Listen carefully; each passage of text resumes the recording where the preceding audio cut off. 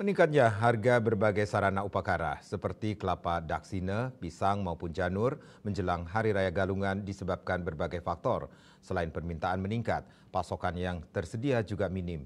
Untuk itu, umat harus mulai berpikir menyediakan sarana upakara secara mandiri seperti menanam pisang maupun pohon kelapa agar tidak selalu bergantung pada pasokan yang didatangkan dari luar Bali.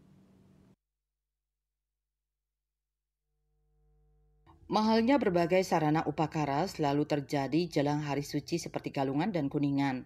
Melonjaknya harga selalu dikeluhkan umat, namun demikian umat masih selalu mengandalkan pasokan sarana upakara yang didatangkan dari luar Bali.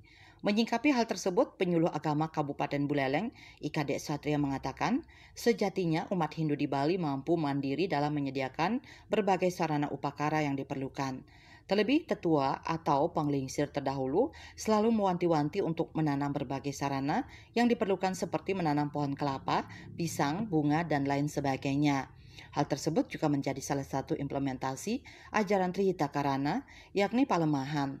Selain itu, Dirjen Bimas Hindu juga menggaungkan program Green Dharma sebagai upaya menjaga lingkungan, menanam, memelihara sarana-sarana upakara, sehingga umat mampu menyediakan sarana upakara yang diperlukan secara mandiri, tidak terlalu bergantung pada pasokan yang didatangkan dari luar Bali.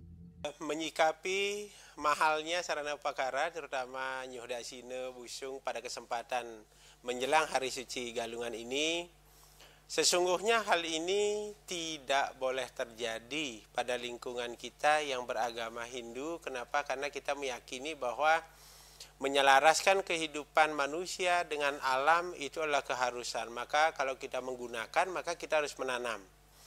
Namun pada hakikatnya karena yadnya ini adalah perputaran roda perekonomian, maka kita tidak bisa pungkiri sarana-sarana upakara itu memang datangnya dari luar.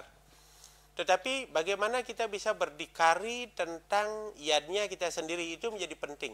Nah, pada sekarang ini ada program namanya Green Dharma dari Kementerian Agama. Jadi dari Dirjen Bimas Hindu ada program Green Dharma di mana kita diwajibkan untuk menjaga lingkungan, menanam, memelihara sarana-sarana upakara.